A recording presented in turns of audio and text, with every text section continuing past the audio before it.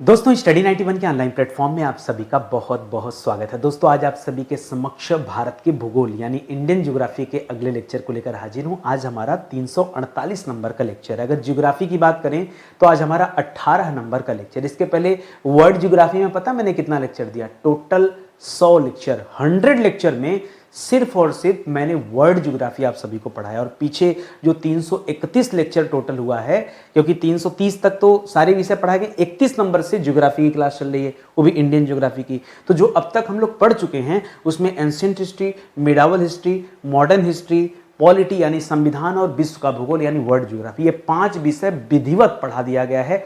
आज अगर आप इस वीडियो को देखने के लिए हाजिर हुए हैं तो याद रखिए पीछे का वीडियो जरूर देखेगा। लेकिन कब? अगर आपको आज का वीडियो पसंद आया तब दोस्तों ये कसम खाइए कि सर हम पीछे के वीडियो जरूर देखेंगे। क्यों?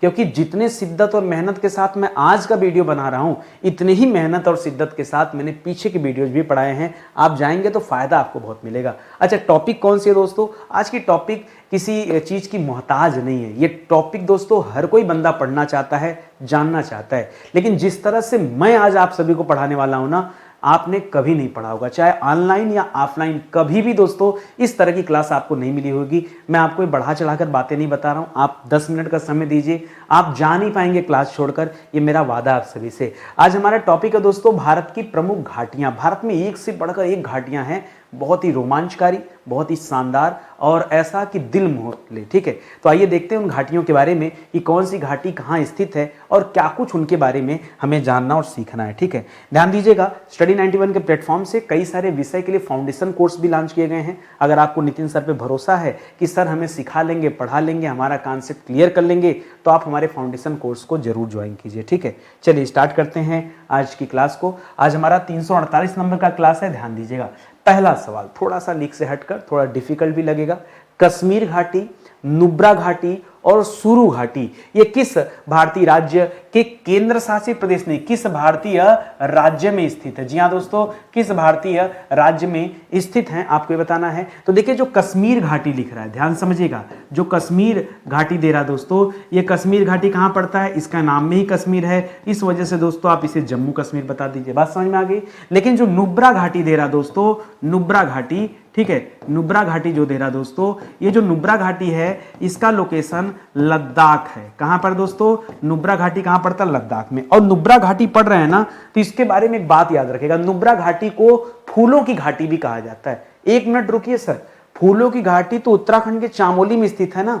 आज मैं आपको एक नहीं, आज मैं आपको कम से कम 4 फूलों की घाटी बताऊंगा। हाँ, आप चाहें तो गूगल सर्च कर लेना, किसी किताब में ढूंढ लेना, ठीक है, लेकिन बताऊंगा, आज मेरा वादा आपसे कम से कम 4-5 बताऊंगा ताकि आपके मन का भ्रम दूर हो जाए। अरे फूलों की घाटी का मतलब है कोई ऐसी घाटी जहां फूलों का उत्पादन ज्यादा होता हो, उसे फूलों की घाटी कहा जाता है। तो रटे रटाए बैठ गए आप कि फूलों की घाटी उत्तराखंड के चामोली जिले में है, आपने पढ़ लिया। तो भैया इसको भी पढ़िए, जो नुब्रा घाटी है इसे भी फूलों की घाटी कहा जाता है। वहां पर इस नुब्रा घाटी को एक शब्द दिया जाता है, वहां के लोग बुलाते हैं लदूमरा। क्या बुलाते हैं? लदूमरा। और लदूमरा का मतलब पता क्या होता है? लदूमरा का अर्थ होता है फूलों की घाटी। लदूमरा का अर्थ क्या है? फूलों की घाटी। तो परीक्षा में बताइए, पूछेगा तो बताएंगे नहीं, आप सभी बताना तो पड़ेगा ना। और अंतिम में दिया सुरू घाटी। क्या दिया दोस्तों? सुरू घाटी। ये सुरू घाटी कहां पड़ता है दोस्तों? ये सुरू घाटी का जो लोकेशन है यह भी दोस्तों लद्दाख में। और लद्दाख में किस जगह पर एक बड़ा फेमस युद्ध हुआ था दोस्तों? कारगिल की लड़ाई। बच्चा बच्चा जानता है ना, पाकिस्तान के साथ जो कारगिल का युद्ध लड़ा गया है, ये उसी कारगिल के पास में सुरू घाटी स्थित है। ठीक है, तो याद रखेंगे। अच्छा, नुब्रा एक नदी का नाम भी है और सुरू भी एक नदी है, याद रखेंगे। यहां पर नुब्रा नाम की भी दोस्तों एक नदी बहती है और यहां सुरू नाम की भी दोस्तों एक नदी बहती है। ये तथ्य भी आप याद रखें, उसी से इसका नाम इस घाटी के नाम पर रख दिया गया। ठीक है, तो हमारा पहला सवाल है। अभी ऐसे 29 सवाल मैं आपको और बताने वाला हूं, सब एक से बढ़कर एक सवाल हैं, आप खाली सुनते चलिए, आपका दिल खुश हो जाएगा। कह रहा कौन सी घाटी हेमिस राष्ट्रीय उद्यान हेतु मार्ग उपलब्ध कराती है? मैं आपसे अगर एक सवाल आपको बताऊं कि भारत का सबसे बड़ा राष्ट्रीय उद्यान कौन सा है? भारत का सबसे बड़ा सबसे बड़ा राष्ट्रीय उद्यान कौन सा है? राष्ट्रीय उद्यान कौन सा है? तो याद रखिए दोस्तों, वो राष्ट्रीय उद्यान हेमिस राष्ट्रीय उद्यान है। कौन सा है? हेमिस राष्ट्रीय उद्यान है। और ये कहां पड़ता है दोस्तों? हेमिस राष्ट्रीय उद्यान पड़ता है लद्दाख में। कहां पड़ता है? लद्दाख में। और हेमिस राष्ट्रीय उद्यान हेतु दोस्तों मार्ग उपलब्ध कराती कौन सी घाटी? याद रखेंगे, मरखा घाटी। यहां पर एक घाटी है, उसका नाम क्या दोस्तों? उसका नाम ही है मरखा घाटी। और याद रखिएगा, ये लद्दाख के शुष्क रेगिस्तानी क्षेत्र से बढ़ती है। ठीक है, शीत रेगिस्तान जिसे कहते हैं। एक गर्म रेगिस्तान होता है, एक ठंडा रेगिस्तान होता है। गर्म रेगिस्तान तो बालू वाला होता है, लेकिन शीत रेगिस्तान अलग होता है। ठीक है, याद रखेंगे। इस मरखा घाटी में दोस्तों क्या फैला हुआ है? शीत रेगिस्तान। ठीक है, शीत मरुस्थल, नाम सुना है ना? शीत मरुस्थल दोस्तों यहां फैला हुआ है। आप इसे भी आप याद रखेंगे। ठीक है, अच्छा सवाल। कुछ तो लीक से जोड़ जोड़कर हम चीजें याद रखेंगे तो एक तो हमको याद करने में आसानी हो जाएगी, दूसरा पढ़ने का मजा दोस्तों बढ़ जाता है। अगला सवाल देखिए दोस्तों, करा महान हिमालय को किस नाम से जानते हैं भैया?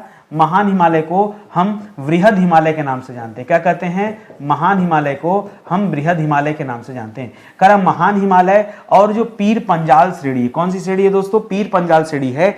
इन दोनों के बीच में दोस्तों कौन सी घाटी पड़ती है? तो इन दोनों के बीच में दोस्तों जो घाटी है, उस घाटी का नाम है कश्मीर घाटी। जो ऊपर आपने पढ़ा कश्मीर घाटी, वो कहां स्थित है दोस्तों? तो बृहद हिमालय और पीर पंजाल के बीच में स्थित है कश्मीर घाटी, जो कि पड़ती है जम्मू कश्मीर में। इसे आप याद रखेंगे। आसान सा सवाल है, कठिन नहीं है।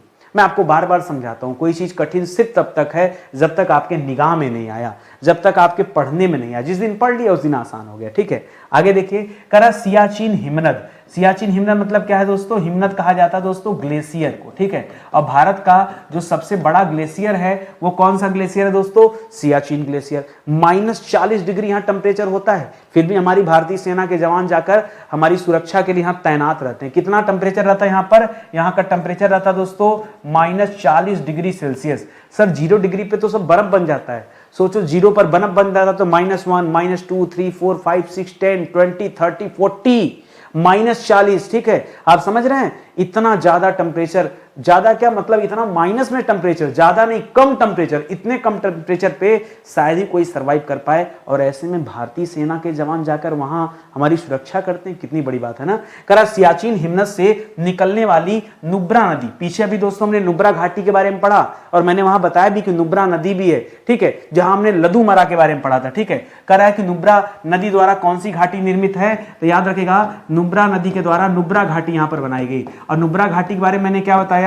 इसे लदूमरा भी कहते हैं। और लदूमरा का अर्थ दोस्तों क्या होता है? लदूमरा का अर्थ होता है फूलों की घाटी।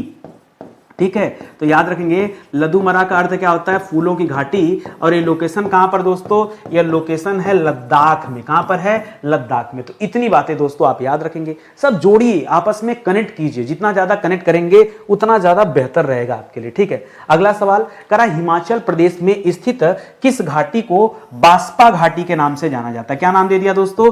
करा एक तो लोकेशन भी बता दिया कि लोकेशन कहां? हिमाचल प्रदेश में स्थित है। आप जम्मू कश्मीर से हिमाचल में यहां बहुत सारी घाटियां, उसके बारे में हैं।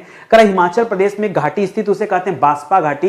ये बास्पा घाटी को और दूसरे किस नाम से जानते हैं? इसे बुलाते हैं दोस्तों सांगला घाटी। क्या बुलाते हैं? वहां इसे सांगला घाटी के नाम से भी जानते हैं। तो चाहे आपके सामने बास्पा घाटी दे दे, चाहे आपके सामने बास्पा घाटी दे दे, या आपके सामने सांगला घाटी शब्द दे दे, ये कुछ अलग नहीं है, एक ही चीज की बात हो रही, याद रखेंगे। अच्छा, लोकेशन पूछ लेता कहां पर दोस्तों? तो लोकेशन याद रखिएगा, यह लोकेशन है हिमाचल प्रदेश में। ठीक है, अच्छा ये भी पूछ सकता है ना कि हिमाचल में कहां पर? हिमाचल तो पूरा राज्य होगा, तो हिमाचल के किन्नौर जिले में स्थित है। कहां पर स्थित दोस्तों? किन्नौर जिला। किन्नौर को दोस्तों किन्नरों का जिला कहा जाता है। ये किन्नरों का एक तरह से बहुत जाना माना स्थान है। ठीक है, उनके लिए सबसे पवित्र स्थान माना जाता है किन्नौर को। जी हां, आप जानिए, यहीं पर दोस्तों एक पार्वती घाटी है। भगवान शिव कहा जाता है, वहां कई हजार साल बैठ के आराधना किए, और उसके बाद उस घाटी का नाम पार्वती घाटी रख दिया गया। वो दोस्तों ड्रग के लिए बड़ा फेमस है। ठीक है, वहां अगर आप कभी चले जाएंगे ना, तो आपको इतना जो औषधि बेचने वाले मिल जाएंगे, लेकिन आप उनके चक्कर में पड़िएगा मत, वरना फिर बर्बाद हो जाना है। ठीक है, आगे बढ़िए। कर हिमाचल प्रदेश के अंतिम गांव जिसका नाम है चिटकुल, ठीक है, ये हिमाचल प्रदेश का क्या है दोस्तों, अंतिम गांव है। हिमाचल के और आगे बढ़ जाएंगे दोस्तों, सीधा तिब्बत वाले क्षेत्र में एंट्री कर जाएंगे। कर हिमाचल प्रदेश के अंतिम गांव चिटकुल को मार्ग प्रदान करने वाली दोस्तों कौन सी घाटी है, तो किन्नौर घाटी है, ठीक है, किन्नौर घाटी है दोस्तों, जो किसको मार्ग प्रदान करती है, जो चिटकुल को मार्ग प्रदान करती है, ठीक है, किन्नौर घाटी, ठीक है। तो याद रखेंगे किन्नौर जिले में कई सारी घाटियां हैं, एक घाटी अलग जो हमने पढ़ा सांगला घाटी या बास्पा घाटी अलग है, और किन्नौर घाटी एक अलग है, यहीं पे पार्वती घाटी पड़ेगा, किन्नौर, कई सारी घाटियां हैं, ठीक है। और याद रखेगा इसे हिमाचल प्रदेश में किन्नरों की घाटी भी कहा जाता है, तो आप इसे याद रखेंगे किन्नर। अच्छा, एक स्टोरी यहां पर और मुझे याद आ रहा है, यहां पर दोस्तों आपने कैलाश पर्वत का नाम सुना है?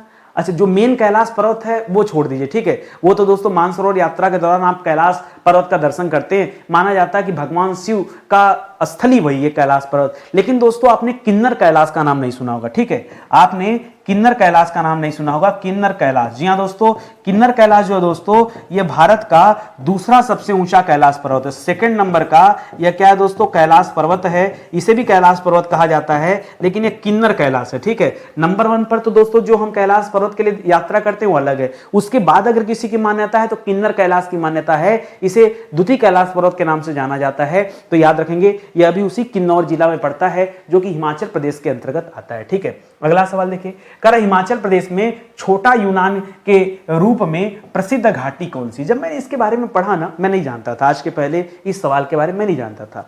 मैं ज्यादातर दोस्तों हमेशा गूगल सर्च करके आपको डेटा कलेक्ट करता हूं, ठीक है, क्योंकि किताबों में इतना डेटा दिया नहीं है, ठीक है, और दिया भी है तो बहुत कम दिया है, ठीक है। तो मेरा काम होता है कि मुझे भाई एक चैप्टर उठाता हूं तो 30 सवाल मुझे बनाने, जैसे आज मुझे घाटी के बारे में पढ़ाना था तो मुझे था कि मुझे कम से कम भारत की 30 घाटियां पढ़ाना। अब किताबों में पता चला 20 घाटी के बारे में दिया, 15 घाटी दिया, तो 15 घाटी तो हमें ढूंढना पड़ेगा, ठीक है। तो 15 घाटी जब मैंने ढूंढा तो उसमें घाटी मुझे मिली जिसमें यह पता चला कि उसे छोटा यूनान कहा जाता। फिर मैं सोचा कि यार यूनान तो ग्रीक देश है, फिर उस घाटी को यूनान की क्यों कहा गया? फिर जब मैं इसके बारे में शोध किया तो मुझे एक बात पता चली कि जब सिकंदर भारत पर हमला किया था, कब हमला किया था दोस्तों? 323 ईसा पूर्व। सिकंदर कब आया था भारत में? 323 ईसा पूर्व। और लड़ाई किससे हुआ था? पोरस से लड़ाई हुआ था। आपको याद होगा ना, बितस्ता का युद्ध उसे कहते थे, हाइडेस्पीस का युद्ध, ठीक है। सिकंदर जब भारत में आया था, सिकंदर, ठीक है, सिकंदर जब भारत आया था, सिकंदर की लड़ाई किसके साथ हुई थी? पोरस के साथ हुई थी। और इस युद्ध को क्या कहते हैं? इस युद्ध को हाइडेस्पीस का युद्ध कहते हैं, हाइडेस्पीस का युद्ध या फिर बितस्ता का युद्ध कहते हैं, ठीक है, बितस्ता का युद्ध कहा जाता है, ठीक है। और उस युद्ध में पोरस की हार हुई और सिकंदर की जीत हो गई थी। जब सिकंदर वहां से वापस जा रहा था तो दोस्तों कहा जाता है कि सिकंदर की सेना के कुछ सेनापति या कुछ सैनिक जो है वो भारत में रुक गए और उन्हीं के द्वारा दोस्तों इसकी जो है स्थापना किया गया, ठीक है। तो याद रखेंगे सिकंदर के सेना का गांव है, ठीक है। और आज भी दोस्तों यहां यूनानी लोग ही निवास करते हैं। ये यहां रहने वाले जो लोग हैं ना, इनकी बोलचाल की भाषा, इनका रहन सहन, इनका खान पान, इनका चेहरा, इनका मुखड़ा, सब दोस्तों भारतीयों से अलग है। तो यह सिकंदर के सेना का गांव। फिर मैं इसके बारे में और पढ़ने लगा तो मुझे बड़ी इंटरेस्टिंग कहानी पता चली। मुझे पता चला कि इस गांव में जाने की मनाही है या किसी चीज को छूने की मनाही है, लेकिन फिर भी लोग छूने जाते हैं, ठीक है। पता नहीं वो क्या मजा मिलता है, ठीक है। 1000 से लेकर 2500 तक का फाइन है, लोग फाइन देके चीजों को छूना चाहते हैं, ठीक है। और यहाँ के लोग आज भी इंडियन लोगों से दोस्तों कनेक्ट नहीं रहते हैं। अगर आप यहाँ से कोई सामान खरीदेंगे ना तो आप पैसा किसी के हाथ में नहीं देना, वहां पैसा काउंटर पे रख दीजिए, सामान उठा के धरती पे रख दिया जाएगा, आप ऐसे दूर से उठा लीजिए, ठीक है। सर क्या बात करें, ये लोग तो हमारे देश के संविधान को भी नहीं मानते। इनका अपना संविधान, इनका अपना कानून है, ठीक है, ये मानते ही नहीं है। हालांकि प्रशासन बहुत जो है इनके ऊपर नियंत्रण रखने की कोशिश करती है, लेकिन इन लोगों की लाइफ स्टाइल ही दोस्तों एकदम अलग से। आप चाहे तो गूगल सर्च करके इसके बारे में पढ़ सकते हैं, जिसके बारे में अभी हम चर्चा कर रहे हैं। कुछ बातें और याद रखिए, ये जो स्थान है दोस्तों, इस स्थान पर बहुत ज्यादा मात्रा में ड्रग पाया जाता है। ड्रग में खास करके दोस्तों मैं यहां बताऊं, यहां पे अफीम का उत्पादन बहुत ज्यादा होता है। किसका? अफीम का उत्पादन बहुत ज्यादा होता है। और एक विशेष प्रकार की दवा की खोज के लिए यहां पर बहुत सारे ड्रग्स जो तो आते रहते हैं, ठीक है। अच्छा, इसका नाम क्या है सर? जिस घाटी की बात कर रहे हैं इसका नाम है दोस्तों मलाड़ा की घाटी। क्या है? मलाड़ा की घाटी, ठीक है, मलाड़ा की घाटी, या फिर इसे कहीं कहीं पे दोस्तों मालना लिखा हुआ है, मालना घाटी, ठीक है। तो चाहे मालना कहिए चाहे मलाड़ा कहिए, ये आप याद रखेंगे। तो पूरी स्टोरी सुने, मजा आया पढ़ के ना। इसी तरह से तो पढ़ना चाहिए। पता नहीं लोग कैसे पढ़ते हैं, कैसे पढ़ाते हैं, मुझे नहीं पता, लेकिन मैं इसीलिए कहता हूँ कि आप समय निकालिए, स्टडी 91 की सीरीज से जुड़िए, बहुत कुछ सीखने को मिलेगा भाई। आप आज की क्लास देख लो ना कि कितना कुछ आपको फायदा कर रहा है क्लास, ठीक है। आगे देखिए, एक दोस्तों लाहुल का नाम सुना होगा, लाहुल स्पीति का नाम सुना होगा, पंगवाला का नाम सुना होगा, भोटिया, ये सब दोस्तों, अच्छा लाहुल स्पीति तो जगह हो गया, ये जनजातियों के नाम है, लाहुल हो गया, पंगवाला हो गया, भोटिया जनजाति हो गई। करा ये किस घाटी के क्षेत्र में दोस्तों इनका निवास होता है ये बताना है। तो एक घाटी है हिमाचल में ही, उसका नाम है पांगी घाटी। क्या नाम है दोस्तों? उसका नाम है पांगी घाटी। ये पांगी घाटी माना जाता है दोस्तों खास करके भोटिया समुदाय का निवास स्थल दोस्तों माना जाता है। यहाँ बहुत सारी जातियां पाई जाती हैं। और ये कहां पर स्थित है दोस्तों? ये आपके हिमाचल प्रदेश में स्थित है। कहां पर स्थित है? ये आपके हिमाचल। फिर एक सवाल मन में आ जाता है, सर हिमाचल तो आप पूरे स्टेट की बात करें, यहां पर कोई तो वो जिला तो होगा, डिस्ट्रिक्ट होगा, तो याद रखेगा हिमाचल प्रदेश में यह चंबा जिले में स्थित है। कहां पर स्थित है? यह हिमाचल प्रदेश के चंबा जिले में स्थित एक घाटी है, इसका नाम है पांगी घाटी। यहां बहुत सारी जनजातियां निवास करती हैं, ये आप याद रखेंगे, ठीक है। आगे बढ़िए, करा धौलाधर एवं पीर पंजाल श्रेणियों के मध्य कौन सी घाटी अवस्थित है? इसके पहले दोस्तों हमसे क्या पूछा था, मैं आपको याद दिलाऊं, इसके पहले हमसे पूछा था सवाल कि महान हिमालय, महान हिमालय, महान हिमालय और पीर पंजाल के मध्य, पीर पंजाल के मध्य कौन सी घाटी स्थित है? तब मैंने वहां पर आपको बताया था कि वहां कश्मीर घाटी की बात किया था, ठीक है, कश्मीर घाटी की बात किया था। ये पीछे हम लोगों ने सवाल पढ़ा। अभी सवाल दे रहा कि धौलाधर और पीर पंजाल के बीच में कौन सी घाटी अवस्थित है? तो याद रखिएगा, अब धौलाधर की बात आ गई तो आप कुल्लू घाटी याद कर लीजिए, ठीक है, क्या याद कर लीजिए? कुल्लू घाटी, ठीक है, कुल्लू घाटी याद कर लीजिए। कुल्लू, मनाली नाम सुना होगा, मनाली के ठीक पहले कुल्लू पड़ता, लगभग 40-45 किलोमीटर की दूरी है, ठीक है। तो कुल्लू घाटी जो दोस्तों ये धौलाधर और पीर पंजाल श्रेणियों के बीच में स्थित है, इस लाइन को याद रखेंगे, ठीक है। कह बौद्धों का प्रसिद्ध ताबो मठ, जी हां दोस्तों, ताबो मठ ये किस घाटी में स्थित है? आपको पता है बौद्धों की प्रसिद्ध मठ को क्या एक नाम दिया जाता? अच्छा पहले सुनिए, इसके बारे में 2-3 चीजें बता दूं दोस्तों। जो बौद्धिस्ट थे ये खास करके पहले तिब्बत में निवास करते थे। तिब्बत अब पूरी तरह से चाइना के नियंत्रण में आ गया, वहां से बौद्धों को हटा दिया गया, भगा दिया गया, तो सारे बौद्ध आकर बस गए हैं हिमाचल प्रदेश में। हिमाचल प्रदेश में एक जगह है दोस्तों, हिमाचल प्रदेश में एक जगह है धर्मशाला, ठीक है, हिमाचल प्रदेश में एक जगह है धर्मशाला। वहीं पर दोस्तों धर्मशाला वो स्थान इनको दे दिया गया है, एक तरह से इनकी बौद्धों की शरण स्थली है। क्या है दोस्तों? यह स्थान क्या है? यह स्थान बौद्धों की शरण स्थली है। यहां तक कि बौद्धों की जो संसद चलती है वो संसद भी भारत से चलती है। बौद्धों की संसद कहां से चलती है? भारत से चलती है। भारत सरकार ने उन्हें स्थान दे दिया है। और ताबो मठ दोस्तों उनका सबसे पुराना मठ है, जैसे हमारा मंदिर पुराना होता है वैसे ताबो मठ है। और यह स्थित कहां है दोस्तों? यह स्थित है स्पीति घाटी में। कहां स्थित है दोस्तों? यह स्थित है हिमाचल प्रदेश के स्पीति घाटी में। और एक चीज और याद रखेंगे, इसे हिमाचल की अजंता के नाम से जाना जाता है। जो ताबो मठ है इसे किस नाम से जानते हैं? याद रखेंगे, इसे हिमाचल की अजंता कहा जाता है। तो परीक्षा में हो सकता है कभी यह सवाल पूछ दे कि हिमाचल की अजंता किसे कहते हैं? अजंता की गुफाएं सुने ना, अजंता की गुफाएं कहां पर है? महाराष्ट्र में। और अजंता की गुफाओं का निर्माण किसने किया था? गुप्त शासकों ने कराया था। अजंता जिसे कोई नहीं जानता ना, अजंता। और एलोरा की गुफाओं का निर्माण राष्ट्रकूट शासकों के द्वारा कराया गया, ठीक है।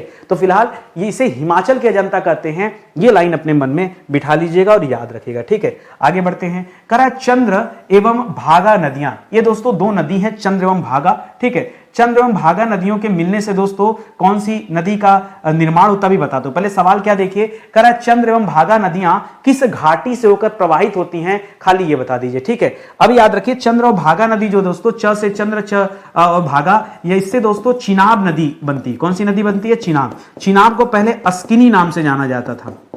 चिनाब को पहले अस्किनी के नाम से जाना जाता था। चिनाब नदी जो निर्मित होती है, चंद्र भागा 2 नदियों के मिलने से दोस्तों ये चिनाब नदी बनती है, ये आप याद रखेंगे। और कहां पर दोस्तों? ये लाहौल स्पीति में स्थित है। कहां पर स्थित है? यह लाहौल स्पीति में स्थित है, याद रखेंगे। अच्छा, लाहौल स्पीति के पास दोस्तों एक टांडी है, जगह है, ठीक है। टांडी नामक स्थान पे ही दोस्तों ये चिनाब नदी मतलब जो संगम बनता है दोनों नदियों का, ये कहां पर बनता है, ये टांडी नामक स्थान में बनता है, ये भी आप याद रखेंगे, ठीक है। बाकी लाहौल स्पीति याद रखेगा, ये लाहौल स्पीति से होकर दोनों नदियां बहती हैं, ये घाटी है, लाहौल स्पीति घाटी है, ठीक है।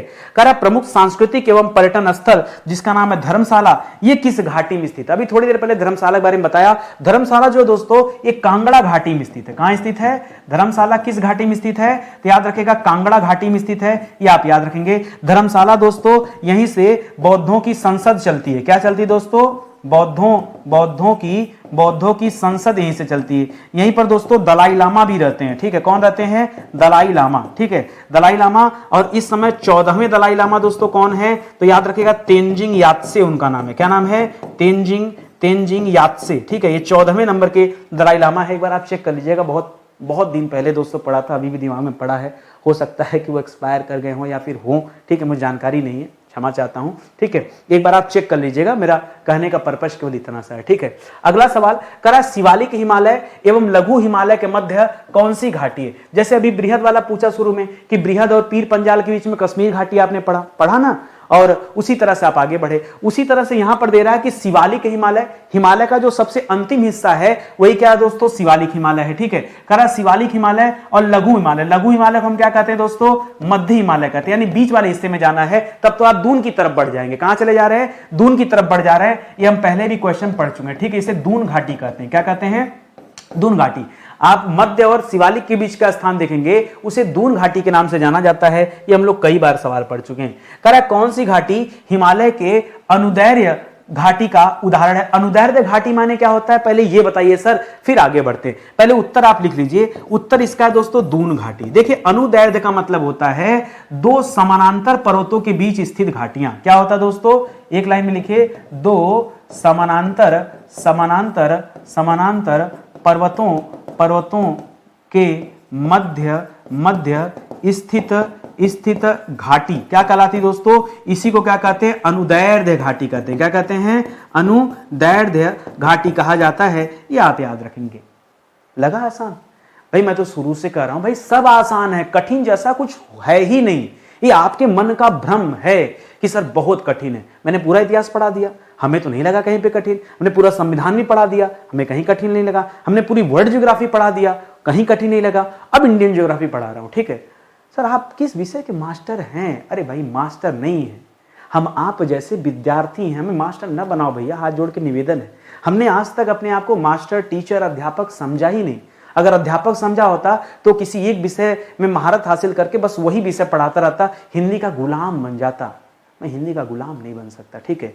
मुझे आदत है आप जैसे बनने की, जैसे आप हैं, आपको हर विषय पढ़ना है, ठीक है। वैसे मेरी भी इच्छा होती है सर, हम तो मैथ, हिंदी और बाकी जितना जीएस का पोर्शन सब, रीजनिंग सब पढ़ते हैं, हम भी पढ़ते हैं। आपको क्या लगता है, मुझे मैथ, रीजनिंग ये सब पसंद है, बहुत पसंद है। इंग्लिश और संस्कृत को छोड़ दिया जाए तो बाकी सारे विषय दोस्तों मैं रेगुलर पढ़ते रहता हूँ, अक्सर मतलब कभी न कभी उससे कनेक्ट रहता ही रहता हूँ, छोड़ता नहीं हूँ किसी विषय को। आज भी कनेक्टिविटी बनी हुई है, ठीक है। चलिए आगे बढ़ते हैं दोस्तों, अगले सवाल पर आते हैं। अगला सवाल दे रहा है नेलांग घाटी, ठीक है। कह रहा नेलांग घाटी दोस्तों ये किस राज्य में अवस्थित है। अब सीधा सीधा हिमाचल डाक के सीधा ले जा रहा सिक्किम आपको, ठीक है। अरे सिक्किम कर रहा हूं, उधर उत्तराखंड साइड, ठीक है। कह रहा नेलांग घाटी किस राज्य में स्थित है। यह उत्तराखंड के उत्तरकाशी जिले में स्थित है। कहां, उत्तराखंड के उत्तरकाशी उत्तराखंड में एक जिले का नाम है ना, तो उत्तराखंड के उत्तरकाशी जिले में, हिमाचल के बाद उत्तराखंड में आ गए वहां पर। और ये जो नेलांग घाटी दोस्तों ये गंगोत्री नेशनल पार्क का हिस्सा है। किसका हिस्सा है, गंगोत्री नेशनल पार्क का हिस्सा है। कौन दोस्तों, नेलांग घाटी। आप इसे भी याद रखेंगे, कहीं कोई डाउट नहीं ना, अच्छे से समझ जाइए और बढ़िया से इसको याद कर लीजिए। अच्छा एक बात याद रखिए दोस्तों, मैं बार बार आपको समझा रहा हूं कि बहुत सारे विषय हमने पढ़ा दिए, आप आइए एक बार जुड़िए तो सही, विश्वास कीजिए भाई, बहुत मेहनत, बहुत लगन, बहुत शिद्दत से क्लास बनाया हूं और ये क्लास आपको जरूर पसंद आएगी। देखिए मेरी क्लास में बस खाली अंतर इतना, मैं आपको ऑप्शन नहीं देता। मैं ऑप्शन देता ना ये क्लास वायरल हो जाती, लेकिन सच बताऊं ऑप्शन न देने के कारण सिर्फ आप हैं। क्यों, ऑप्शन रहता आप नकल मान लेते हैं। मैं चाहता हूं आप अपने दिमाग पर जोर डालिए। जैसे सवाल यहां आया तो अब आप जोर डाल के सोचेंगे कि क्या इसका जवाब हो सकता है। जैसे सवाल पूछ रहा है आपसे, कह रहा है कौन सी घाटी हॉट स्प्रिंग के रूप में जानी जाती है। अब अपने दिमाग में जोड़ डालेंगे, एक तो घाटी पूछ रहा है, दूसरा एक शब्द दे दिया हॉट स्प्रिंग। ये हॉट स्प्रिंग क्या होता है, थोड़ा जोर डालेंगे दिमाग पे। आंसर लिखा होता तो आप नकल मार के बता देते। मैं चाहता हूं आप अपने दिमाग पर जोर डालिए, मैं नहीं चाहता नकल मारिए आप, मैं चाहता हूं सवाल आए और जवाब आपके मुख से निकलना चाहिए। चलिए मैं आपको जवाब की तरफ लेके चलता हूं। एक्चुअली दोस्तों हॉट स्प्रिंग जो शब्द है ना, ये एक ऐसी घाटी है जहां पर दोस्तों गर्म जल के स्रोत देखने को मिलते हैं। क्या मिलते हैं दोस्तों? गर्म जल के स्रोत, यानी धरती से गर्म झरने बाहर निकलते हैं, इसीलिए दोस्तों इसे हॉट स्प्रिंग नाम दे दिया गया। दुनिया में ऐसे तमाम स्थल है, अमेरिका से लेकर तमाम ऐसे जगह हैं जहां पर दोस्तों इस तरह के हॉट स्प्रिंग आपको देखने को मिलते हैं। और ये कहां पर स्थित है दोस्तों? ये उत्तरी सिक्किम में स्थित है। कहां स्थित है ये जो हॉट स्प्रिंग है? ये कहां स्थित है दोस्तों? ये उत्तरी सिक्किम में स्थित है। उत्तरी सिक्किम में एक जगह है, ठीक है, युमथांग बोलते हैं उसको, युमथांग, ये गांव का नाम है, युमथांग, ठीक है। उसी गांव में जो घाटी है उसे कहते हैं युथांग घाटी। क्या कहते हैं? कहीं कहीं पर युथांग घाटी लिखता है और कहीं कहीं पर युमथांग घाटी लिखता है, एक ही बात है। गांव का नाम है युमथांग और घाटी को युथांग पढ़ते हैं, याद रखेगा। वहीं पर ये हॉट स्प्रिंग है, गर्म जल का स्रोत, बस इतना सा बात याद रखना है, ठीक है। उत्तरी सिक्किम में स्थित है, ठीक है, इसको आप याद रखेंगे। अच्छा, सुरु घाटी का नाम कभी आपने सुना क्या? नहीं सर, सुरु घाटी का नाम नहीं सुना। करा सुरु घाटी किस राज्य में स्थित है? फिर से आप आ जाइए दोस्तों, जम्मू कश्मीर में, ठीक है। सुरु घाटी कहां स्थित है? जम्मू कश्मीर में, ठीक है। लेकिन और डिटेल पूछ सकता है, जम्मू कश्मीर में किस जगह? तो जम्मू कश्मीर से आपको आना पड़ेगा लद्दाख वाले। अब तो लद्दाख ही बोलिए, जम्मू कश्मीर ना बोलिए, लद्दाख बोलिए, ज्यादा सही, अलग अलग हो गया ना। तो लद्दाख में दोस्तों स्थित है, लद्दाख में कारगिल के पास में स्थित है, ठीक है। कारगिल के पास में यह सुरु घाटी स्थित है, इसे आप याद रखेंगे, ठीक है। और आगे बढ़ जाइए। करा पार्वती घाटी दोस्तों कहां स्थित है? मैंने कहा ना, पार्वती घाटी में भगवान शिव ने कई हजार साल तपस्या किया और उसी के बाद दोस्तों पार्वती घाटी इसका नाम पड़ा। और ये पार्वती घाटी है कहां पर? तो ये पड़ती है दोस्तों हिमाचल प्रदेश में। पार्वती घाटी कहां स्थित है दोस्तों? ये हिमाचल प्रदेश में स्थित है। फिर आप कहेंगे सर ये तो आपने स्टेट की बात कर लिया, हमें तो स्टेट के अंदर ले जाइए और बताइए कि किस जगह पे, ठीक है। बताता हूं, एक चीज और याद रखिए, पार्वती घाटी को भारत का एम्स्टर्डम कहा जाता है। क्या कहा जाता है? भारत का एम्स्टर्डम, ठीक है। एम्स्टर्डम पता है क्या है? एम्स्टर्डम दोस्तों नीदरलैंड की राजधानी है। और इसे भारत का एम्स्टर्डम क्यों कहते हैं? क्योंकि दोस्तों इस घाटी से नशीले पदार्थों की बिक्री की जाती है, ठीक है। नशीले पदार्थों की बिक्री की जाती है, जी हां। और याद रखिए दोस्तों, यहां पर अफीम हो गया, चरस हो गया, गांजा हो गया, बहुत ज्यादा। क्या क्या दोस्तों? मैं बात कर रहा हूं अफीम की, मैं बात कर रहा हूं दोस्तों चरस की, ठीक है। मतलब हाई क्वालिटी का अफीम और चरस यहां पाए जाते हैं और उनका सप्लाई किया जाता है। ये उसी नाम से दोस्तों मशहूर है, पार्वती घाटी, ठीक है। इसको आप याद रखेंगे, बहुत शानदार सा सवाल है, ठीक है। आगे बढ़िए। अगला सवाल ले रहा है कि हिमाचल प्रदेश में स्थित प्रसिद्ध घाटियां हैं। अरे एक बताया, बहुत सारी घाटियां हैं, जैसे लाहौल स्पीति घाटी है, ठीक है, लाहौल स्पीति घाटी है, जैसे कांगड़ा घाटी है, जैसे कुल्लू घाटी है, मतलब ये सब पढ़ा है ना, जैसे कुल्लू घाटी है, जैसे पार्वती घाटी है, जैसे किन्नौर घाटी है ना, किन्नौर घाटी है। ऐसे तमाम घाटियों के बारे में दोस्तों हम लोग पढ़े हैं, तो ये प्रसिद्ध घाटियों में आते हैं। तो सिंपल सी बात है, इसको आप बता ही सकते हैं। आगे देखिए, करा फूलों की घाटी किसे कहते हैं? फूलों की घाटी दोस्तों चामोली में स्थित है। कहां स्थित है? चामोली में स्थित है, चामोली में स्थित है। और कहां पर दोस्तों? याद रखेंगे, उत्तराखंड राज्य में, ठीक है, उत्तराखंड राज्य में, ठीक है, उत्तराखंड राज्य में स्थित है, याद रखेगा, ठीक है। तो इसे भी अच्छा बढ़िया सवाल है। आगे बढ़ जाइए, अगले सवाल पर आइए। करा कि सोर घाटी दोस्तों कहां स्थित है? सोर घाटी देखिए, एक आप पीछे पढ़ेंगे शांत घाटी, ठीक है, एक क्या पढ़ेंगे? शांत घाटी पढ़ेंगे। शांत घाटी दोस्तों ये केरल में स्थित है। इसे साइलेंट वैली के नाम से जानते हैं। क्या कहते हैं इसे साइलेंट वैली के नाम से जानते हैं। क्यों? इसमें जो आवाज लगाने वाले कीड़े होते हैं ना, वो कीड़े नहीं पाए जाते। वरना आप किसी जंगल झाड़ी में चले जाइए तो शाम के समय में कीड़ों की अजीब सी आवाज स्टार्ट हो जाती है, लगातार बोलते रहते हैं। लेकिन इस शांत घाटी में किसी भी प्रकार के कीड़े नहीं रहते हैं। तो ये केरल में स्थित है, याद रखेंगे। और जो सोर घाटी है ये कहां पर स्थित है? सोर घाटी दोस्तों ये आपके उत्तराखंड में स्थित है, ठीक है, उत्तराखंड में दोस्तों एक और घाटी है, उत्तराखंड में एक और घाटी है, नेलांग घाटी, ठीक है, नेलांग, इसका नाम भी याद रखेंगे, ठीक है। तो अच्छा, एक सवाल यह आ सकता है कि सोर घाटी उत्तराखंड में दोस्तों कहां स्थित है? तो उत्तराखंड के पिथौरागढ़ में स्थित है। और पिथौरागढ़ दोस्तों एक ऐसी जगह है जहां पर छोटी छोटी कई सारी घाटियां स्थित है, ठीक है। पिथौरागढ़ में स्थित। पिथौरागढ़ एक ऐसी जगह है जहां छोटी छोटी बहुत सारी घाटियां हैं, जिनमें से एक है सोर घाटी। कोई दिक्कत आपको? सोर घाटी कहां पर हो गया? उत्तराखंड के पिथौरागढ़ में, ठीक है। आगे लिखे, देखिए लिख रहा है जोहर घाटी कहां दोस्तों? जोहर घाटी भी उत्तराखंड के पिथौरागढ़ में ही स्थित है, ठीक है। उत्तराखंड के पिथौरागढ़ में स्थित है। क्या नाम है दोस्तों इसका नाम है जोहर घाटी। क्या नाम है? जोहर, या फिर इसे गोरी गंगा घाटी भी कहा जाता है, ठीक है। इसे मिलाम घाटी भी कहा जाता है, इसका कई सारा नाम है। इसे मिलाम घाटी भी कहा जाता है और इसे जोरी गंगा घाटी भी कहा जाता है। गोरी गंगा या जोरी गंगा घाटी, ठीक है। जोरी गंगा घाटी या फिर गोरी गंगा घाटी, हाँ यही नाम है, ठीक है। गोरी गंगा घाटी, ठीक है। हो सकता है वहां ज को ग बोला जाता हो, ठीक है, इसे न को ड कहा जाता है, तो ये लाइन भी आप याद रखेंगे, ठीक है। कोई दिक्कत? चलिए आगे बढ़ जाते हैं। अगला सवाल दे रहा दोस्तों धर्मा घाटी। एक्चुअली में ये हम लोग किताबों में पढ़ते हैं धर्मा घाटी, बट इस नाम की कोई घाटी है नहीं। जो सचमुच में घाटी है दोस्तों वो दारमा घाटी है, याद रखेंगे। वो धर्मा शब्द हम लोग गलत लिखे हैं, धर्मा की जगह दोस्तों होना चाहिए दारमा घाटी। क्या होना चाहिए? दारमा घाटी, ठीक है। दारमा घाटी कहां दोस्तों? यह भी उत्तराखंड के पिथौरागढ़ में स्थित है, ठीक है। यह भी उत्तराखंड के पिथौरागढ़ में ही स्थित है। और दारमा घाटी के बारे में कहा जाता है कि यहां से पांडव स्वर्ग गए थे, ठीक है। पांडवों के स्वर्ग का द्वार जो था दोस्तों वो इसी जगह से खुला हुआ था। इसका नाम है दारमा घाटी, ठीक है। क्योंकि दोस्तों युधिष्ठिर को दोस्तों धर्मराज कहा जाता था, इसलिए धर्मा घाटी लोग बोलने लगे। एक्चुअली में धर्मा शब्द नहीं होगा, दारमा शब्द होगा। क्या होगा? दारमा। तो इसे आप याद रखेंगे, यह भी आपके लिए बढ़िया सवाल है। अगला है दोस्तों चुंबी घाटी। ये बिल्कुल सही दिया है, यहां पे कुछ भी गलती नहीं है। चुंबी घाटी दोस्तों ये कहां पर स्थित है? तो यह सिक्किम में स्थित है, याद रखेंगे, ठीक है। चुंबी घाटी कहां स्थित है? सिक्किम में। इसके पहले मैंने सिक्किम में आपको क्या बताया था? इसके पहले सिक्किम में हम लोगों ने यूथांग घाटी पढ़ा था। यूथांग या फिर युगथांग जो था दोस्तों गांव का नाम था, ठीक है। ये आप याद रखेंगे। और ये चुंबी घाटी है, एक चीज आप याद रखेगा, चुंबी मतलब चूमना। चुंबी का मतलब चूमना। चूमना का मतलब होता है स्पर्श करना।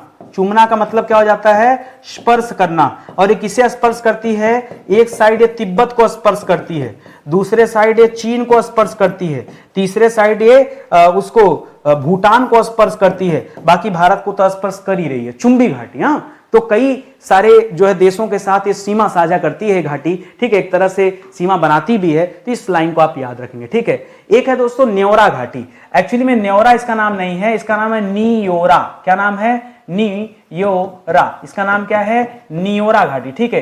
ये जो नियोरा है दोस्तों ये पश्चिम बंगाल में स्थित है। कहां स्थित है? यह घाटी पश्चिम बंगाल में स्थित है। पश्चिम बंगाल में दोस्तों एक जिला है, उसका नाम है कलिम्पोंग। क्या नाम है? कलिम्पोंग जिला, ठीक है। कलिम्पोंग जिला। वहीं पर दोस्तों एक छोटा सा नेशनल पार्क भी है, ठीक है, न्योरा घाटी नेशनल पार्क, तो इसे भी आप याद रखिएगा, ठीक है। आगे बढ़िए।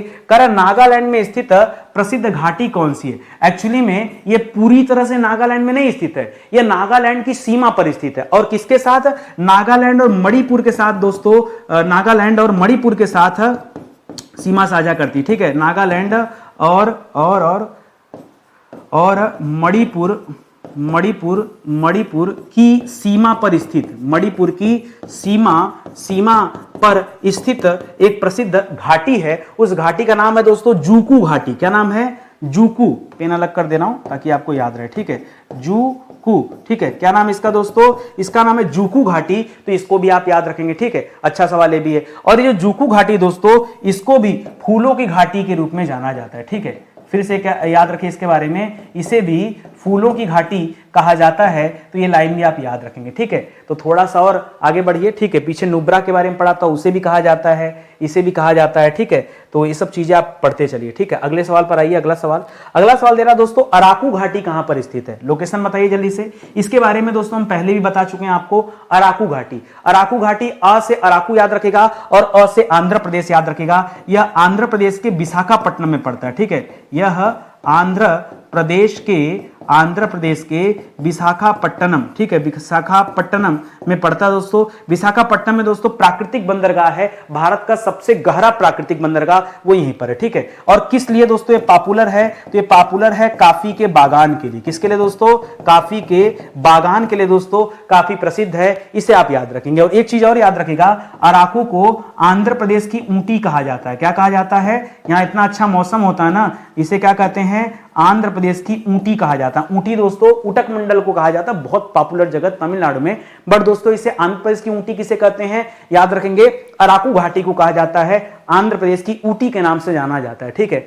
आगे दोस्तों गांडीकोंडा घाटी कहां स्थित है, तो गांडीकोटा दोस्तों यह भी आपके आंध्र प्रदेश में ही स्थित है, ठीक है। गांडी, ये कोंडा या कोटा जो शब्द मिलता है दोस्तों, ये अक्सर करके हमें आंध्र प्रदेश में मिलता है। और आंध्र प्रदेश में कहां पर दोस्तों, तो याद रखिएगा कडप्पा, कडप्पा जिला है, ठीक है। कुडप्पा जिला अलग है दोस्तों, वो आपके कर्नाटक में पड़ता है, आंध्र प्रदेश वाला कडप्पा है, याद रखेंगे। और इस घाटी को भारत का ग्रैंड कैनियन कहा जाता है। इसे क्या कहा जाता है, इसे भारत का ग्रैंड कैनियन कहा जाता है, ठीक है, ग्रैंड कैनियन। तो हो सकता है कभी सवाल कहीं से निकाल कर पूछ दे एग्जामिनर आपसे, ठीक है। तो कुछ एक दो लाइन अगर ज्यादा पढ़े रहेंगे तो नुकसान नहीं करेगा, फायदा ही करेगा, ठीक है। अगला दोस्तों कंबम घाटी, ठीक है। कंबम घाटी दोस्तों ये कहां स्थित है, सर नाम से तो ऐसा महसूस हो रहा है कि सर ये दक्षिण भारत में स्थित होगा, बिल्कुल सही है। ये दोस्तों स्थित है तमिलनाडु में। कहां स्थित है, तमिलनाडु में। तमिलनाडु में दोस्तों एक जिला पड़ता है थेनी जिला, थेनी, ठीक है। तमिलनाडु के थेनी में दोस्तों ये स्थित है कंबम घाटी। खास करके दोस्तों अगर देखेंगे तो तमिलनाडु और केरल की सीमा पर स्थित है, ठीक है।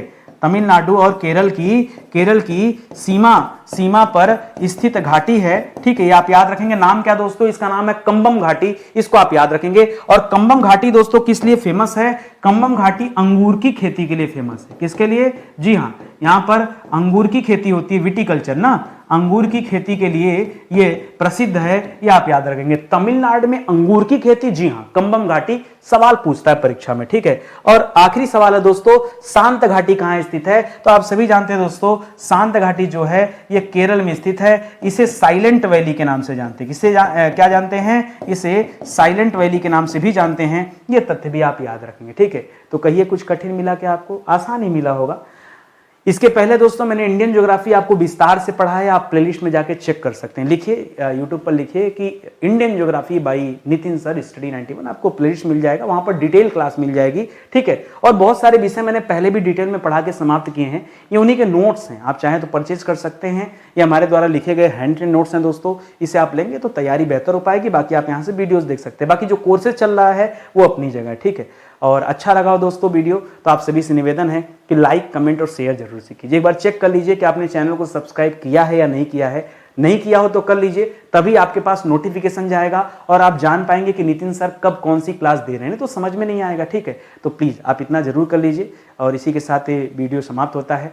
PDF आपको हमारे वेबसाइट या एप्लीकेशन पर अवेलेबल करा दिया जा रहा है, वहां से आप डाउनलोड कर सकते हैं। कहीं कोई दिक्कत है तो आप हमें कमेंट में अपना कमेंट लिख सकते हैं, मैं कमेंट रीड कर लूंगा, ठीक है। बहुत बहुत धन्यवाद आपका, मिलते हैं अगले लेक्चर में, तब तक के लिए जय हिंद, जय Bharat, thank you so much.